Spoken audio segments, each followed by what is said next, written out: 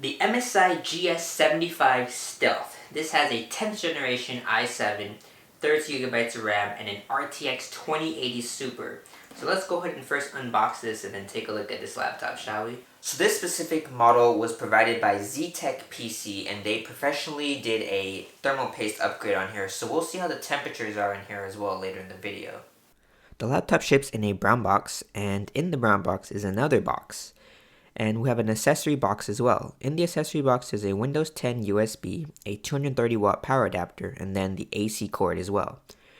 The secondary box has foam inserts, and upon opening it, you're greeted with the laptop. The laptop has this plastic cover on top, and then we have the manuals.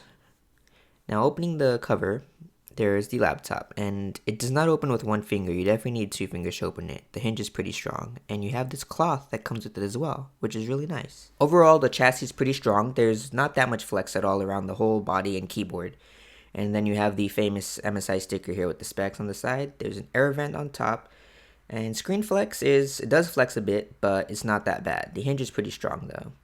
The keyboard is very nice to type on, and there's also a number pad in the corner. Now, it doesn't have a Windows key on the left side, but holding the FN key is something cool. As you can see, the function keys light up, the very specific ones in red. I really like that. The touchpad is it's, really wide, but it's very smooth. Scrolling is very smooth. I just don't like how there's no physical buttons though. The bezels are very thin on the top, and on the sides, there's a Windows IR camera as well, which supports Windows Hello. And at the bottom, the bezel is still a bit thicker than usual, but it's not that bad. Overall, the laptop is pretty thin, and on the left side, we have the gold-plated audio connectors, a micro SD slot, USB 3.2 Gen 1 Type A, Gigabit Ethernet, the power and exhaust. On the front, we have a battery indicator, and on the right side, we have the exhaust, HDMI 2, Thunderbolt 3, 2 more USBs, and a Type C. And on the back, we just have a large exhaust vent. So now, let's take a look at the audio and see how it sounds.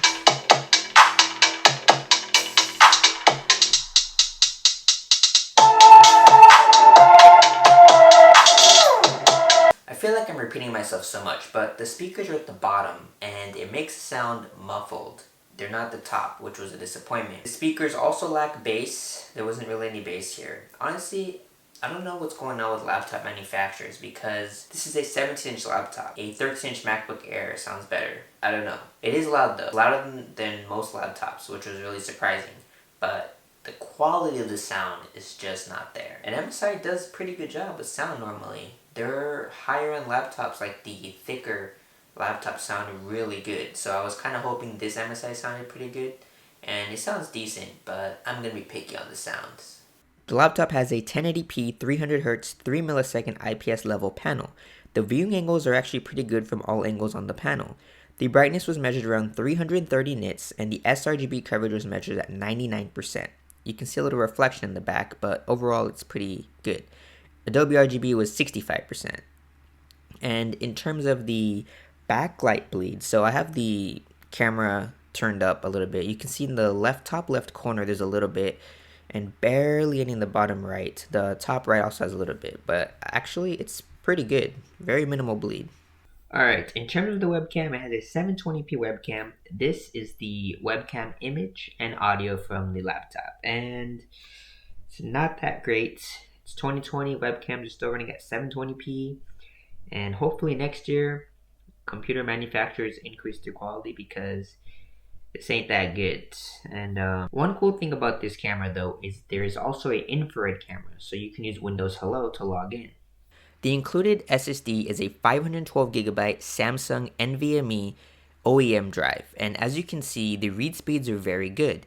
The write speeds are not bad either, but they're not as good as a 970 Evo Plus. But overall, for most people, this will do very well. To get to the bottom, there's 15 screws you have to remove, and then after removing them, you need to be careful of the tabs. To get removed, you have dual fans for your GPU, single for your CPU, 82 watt-hour battery, dual stereo speakers, an M.2 slot, and a second M.2 slot that's empty. The RAM slots are on the opposite side of the motherboard, so choose wisely. And then we have the exhausts on the side, and then the exhaust on the back. On to benchmarks. Cinebench R20 got 3225, which is pretty good for the CPU. It definitely shows that MSI's cooling system is working well. R23 is a bit newer, and this score is going to be harder to compare since there's not much data out right now. But looking at the reference data Cinebench includes, the multi-thread and single thread is pretty good. And looking at the Firestrike score, both CPU and GPU seem to be performing well within where they should be. And looking at TimeSpy, it's also performing quite well. So MSI is doing something right on the cooling because these scores are actually not bad. Alright, moving on to gaming benchmarks. 1080p max settings, whatever can be turned on is up, except for things like DLSS. Now, Control got 65 FPS, but with ray tracing enabled, that dropped down to 36.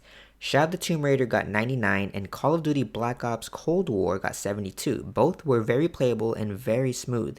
CSGO 263, that was expected. Now, Crysis Remastered got 46, and this was on Can It Run Crysis preset. So I definitely recommend turning down games like Crysis and turning down ray tracing on games like Control, just to get a higher FPS. Looking at temperatures for gaming, they're pretty good actually. So GPU was very respectable, under mid 70s the whole time. CPU got up to 83, but nothing too concerning. Now looking at benchmarks, that changes completely. But do keep in mind that benchmarks do peg the CPU and GPU at 100% load, but that of course doesn't excuse the 90-degree thermals. The good news is, during gaming, there was no throttling of GPU or CPU, and during these benchmarks, it seemed to sustain boosts for 99% of the time. Let's take a listen to the fan noise when you're gaming.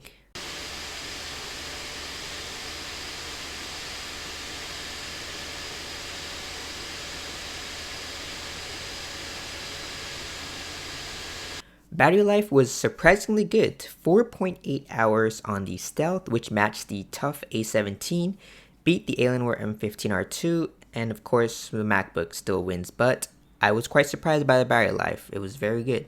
Alright, conclusion time then. Overall, the laptop build quality is really nice. It's definitely better than some of those plastic laptops that you see on the market. This is a laptop that costs $26.99. As configured, it's $28.07. It has the 30-day defective pixel guarantee, and it has the Phobia Nano Grease on CPU and GPU thermal upgrade. I say this all the time, but either do the thermal paste yourself or have it professionally done like I did with this laptop, because every gaming laptop runs hot. But as you saw, under gaming conditions, this laptop was actually performing quite well. The cooling system handled everything pretty decently. We didn't see any temperatures in the 90s or high 80s or mid 80s really during gaming. Obviously with benchmarking, things are a bit different, but to be fair, most of those benchmarks peg everything at 100%, so that's not bad. I do have a undervolt CPU guide and a undervolt GPU guide, and those help temps a lot, like up to 10 degrees you can reduce by undervolting, so I'll put a link in those below. But overall, I like MSI laptops. I like the keyboard they have on here. I like the design. It's definitely better than some of the other designs. The 300 Hz display is so smooth. There's no point me showing it to you on camera because I'm recording at 30 Hz. But my Alienware has a 144 Hz display. This has 300. When I compared them side by side, it was like seeing a 60 Hz display on the Alienware and 144 on this one. It was like the difference was that big, at least to me, which was really surprising. I wasn't expecting it to be that obvious. So if you're getting any of these laptops, I definitely recommend a high refresh rate laptop because the experience is just so much better. The laptop has Wi-Fi 6, which is really good, so it's ready for the future. I actually have a Wi-Fi 6 router and it performs well.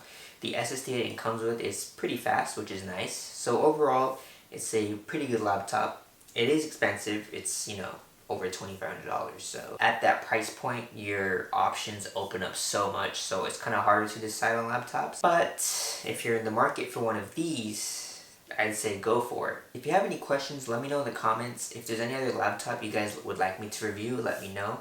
And be sure to subscribe because the MacBook Air M1 is the next laptop video coming. And I'll see you on the next one.